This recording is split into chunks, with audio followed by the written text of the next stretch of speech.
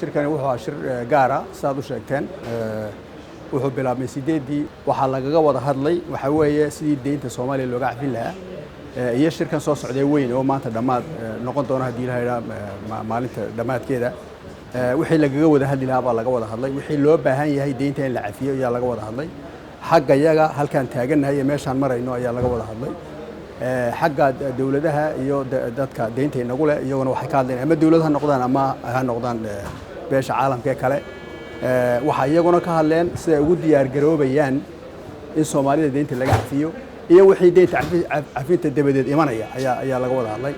runtii waxa weeyaan shir yar oo kooban buu ahaa oo dadka ay khusayso oo kaliya ka soo qayb galeen ra'iisul wasaaruhu wuxuu horseed ka noqday markaa inuu u sharaxo halkaan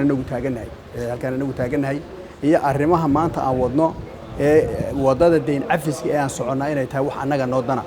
aanay ahayn wax dad kale aan ugu danaynayno ayaa laga wada hadlay marka shir